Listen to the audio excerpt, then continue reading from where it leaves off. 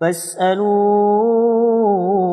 أهل الذكر إن كنتم لا تعلمون۔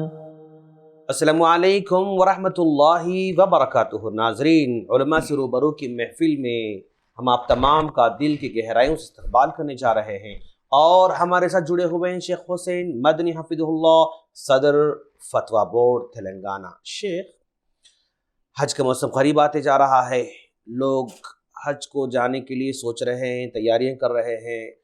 کچھ لوگ ایسے بھی ہیں جو حج تو کرنا چاہتے ہیں، لیکن ان کی لڑکیاں بڑی ہو چکی ہیں، نکاح کی عمر کو پہنچ چکی ہیں، تو وہ ذرا سا تردد میں ہیں کہ بھائی لڑکیوں کی شادی کیے بغیر میں کیسے حج کر سکتا ہوں، لڑکیوں کا نکاح کیے بغیر کیسے حج کر سکتا ہوں۔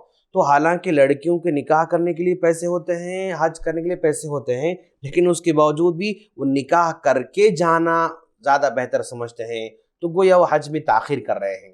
کچھ لوگ ایسے ہیں، اور کچھ لوگ ایسے ہیں کہ بھائی میرے پاس پیسے تو ہیں، اگر میں حج کروں گا تو وہ بچیوں کی شادی کرنے مشکل ہو جائے گی، اس لیے میں چاہتا ہوں کہ پہلے شادی کر دوں بچیوں کی، اس کے بعد اگر پیسے آ جائیں، رقم آ جائے یا پھر پیسے بچ جائیں تو پھر حج کروں گا۔ اس طرح کی خیالات والے بھی ہیں، تو آپ ان دونوں کو کیا نصیحت کرنا چاہیں گے؟ جزاکم اللہ خیرا۔ بسم اللہ، الحمد للہ، والصلاة والسلام علی رسول اللہ، اما بعد۔ حج اللہ تعالیٰ کی ایک عبادت ہے۔ عبادت کو اخلاص للہیت اور سنت کی پیروی کرتے ہوئے اتباع سنت کی روشنی میں ادا کرنا چاہیے۔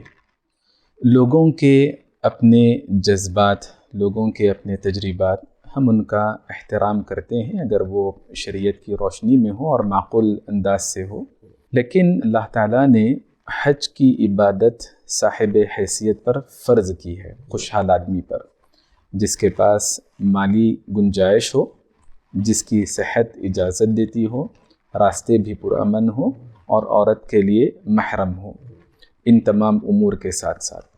تو حج کی عبادت کے لیے اللہ تعالیٰ نے استطاعت کو لازم بتایا ہے۔ تو گویا یہ جو پہلو ہے کہ پہلے لڑکیوں کے نکاح سے فارغ ہو جائیں، حالانکہ جو سرپرست ہیں، بڑے ہیں، ذمہ دار ہیں، خوشحال ہیں۔ پہلا مرحلہ سوال کا یہ تھا کہ دونوں کی گنجائش ہے، دونوں کام حج بھی کر سکتے ہیں، نکاح بھی کر سکتے ہیں، مالی طور پر کچھ مسائل نہیں ہیں، لیکن وہ یہ سمجھ رہے ہیں کہ پہلے نکاح کرانے سے فارغ ہونا چاہیے، پھر حج کی عبادت کو مؤخر کرنا چاہیے۔ حج کی عبادت وسعت والی، گنجائش والی عبادت ہے، یعنی اللہ نے حج فرض کیا صاحب استطاعت پر، لیکن کوئی وقت کے ساتھ متعین نہیں کہ اس سال فرض ہے، فلاں سال فرض ہے، وسعت ہے، اس کے اندر گنجائش ہے، عمر بھر میں کسی بھی سال آپ ادا کر سکتے ہیں۔ لیکن صاحب استطاعت ہونے کے بعد تاخیر نہیں کرنی چاہیے، عجلت سے کام لینے کا حکم دیا گیا۔ مسند احمد میں حسن درجے کی روایت ہے، رسول اللہ صلی اللہ علیہ وسلم نے فرمایا تعجلوا الی الحج یعنی الفریضہ، جو حج فرض ہو جاتا ہے اس کی ادائی میں تاخیر بالکل نہیں کرنی چاہیے، جلد بازی سے کام لینا چاہیے۔ فإن أحدكم لا يدري ما يعرض له، کیونکہ کوئی نہیں جانتا کہ کب اس کے ساتھ کیسے حالات پیش آ جائیں، مالی طور پر ہو یا صحت کے اعتبار سے ہو یا کوئی اور چیز ہو۔ تو فرض کو ادا کرنے میں جلد بازی، خاص طور پر حج کے لیے یہ حکم نبی علیہ السلام نے دیا، تعجلوا۔ اب اس میں گنجائش کہاں تک رہ سکتی ہے؟ صحیح ابن حبان کی دوسری روایت ہم کو ملتی ہے، حدیث قدسی ہے، اللہ تبارک و تعالیٰ نے فرمایا کہ میرا ایک ایسا بندہ جس کو میں نے صحت مند بنایا، جس کو میں نے مال و دولت بھی دی، 5 سال گزر جاتے ہیں یہ دونوں نعمتوں کے ساتھ، لا یفید الیہ، حج کے لیے وہ نہیں آتا، لمحروم، تو یقینی طور پر وہ سعادتوں سے، رحمتوں سے، توفیق سے محروم بندہ ہے۔ تو زیادہ سے زیادہ جو لچک ہے، گنجائش رہنے کے بعد، اس حدیث سے معلوم ہوتا ہے کہ 5 سال کی گنجائش ہے، لیکن کہیں بھی شریعت نے بچوں کے یا لڑکیوں کے نکاح کے ساتھ تاخیر کو نہیں جوڑا۔ تو گویا یہ فہم، یہ سمجھ، یہ سوچ، اس کی شرعاً کوئی گنجائش نہیں ہے۔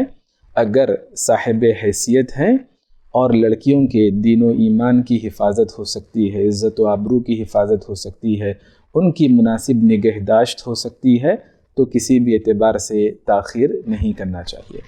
اس سوال کا جو دوسرا پہلو تھا کہ کچھ لوگ مالی طور پر اتنے مستحکم نہیں یا فی الوقت اس قدر اتنی مقدار میں مال نہیں کہ حج بھی کر سکیں اور بچوں کی شادیاں بھی کرا سکیں، تو شریعت نے حج کرنے کو فرض کیا ہے، اور شادی اخراجات کے ساتھ معاشرے کی ریت روایات اور طور طریقے یہ سب چیزوں کے ساتھ شریعت نے نکاح کی اجازت نہیں دی۔ سب سے برکت والا نکاح وہ ہے جس میں اخراجات کم ہوں، سب سے زیادہ مبارک دلہن وہ ہے جس کا مہر خفیف ہو، قلیل ہو، اور اسلام میں نکاح کی دعوت کا تو کوئی تصور ہی نہیں ہے۔ تو دین پر چلنے کے لیے خود اصول بنا لیں یا پھر معاشرے کے ساتھ ڈھل جائیں، یہ مناسب بات نہیں۔ دیندار رشتوں کی تلاش کرنی چاہیے، کچھ لچک رکھنی چاہیے، یعنی لوگ جو انتخاب میں تاخیر کرتے ہیں اپنے کڑے اصول اور ان کا کیلیبر اور معیار بہت بلند ہوتا ہے، ایسا نہیں ہونا چاہیے۔ دین اور اخلاق کو اہمیت دیں اور سادگی کے ساتھ نکاح کریں۔ شادی اس انداز سے کرانا سرپرستوں پر فرض نہیں، لیکن صاحب حیثیت ہے۔ اگر اس اثناء میں انتقال ہو جاتا ہے تو تقسیم سے پہلے، وراثت کی تقسیم سے پہلے اللہ کا قرض نکالنا پڑے گا۔ اگر وارثین نہیں نکال پائیں گے تو ایسی صورت میں یہ اللہ کے پاس جواب دے رہیں گے، جبکہ نکاح اگر اس انداز سے نہ کرا پائے تو اللہ کے پاس اس کی گرفت نہیں ہوگی۔ خلاصہ کلام یہ ہے کہ دونوں صورتوں میں، دونوں حالتوں میں اگر لڑکیوں کی دیکھ بھال ہو سکتی ہے ان کے غیاب میں، ایبسنس میں، تو ایسی صورت میں حج کو ترجیح دینی چاہیے۔ واللہ تعالی اعلم۔ حج کرنا بہتر ہے۔ جی، بارک اللہ فیکم۔ ناظرین، آپ نے دیکھا شیخ نے واضح کر دیا۔ ہم اللہ سے دعا کرتے ہیں اللہ تعالی ہم تمام کو جو مستطیع ہیں ان تمام کو اپنے گھر بلائے اور اپنے گھر کا حج کرائے۔ آمین۔ السلام علیکم ورحمۃ اللہ وبرکاتہ۔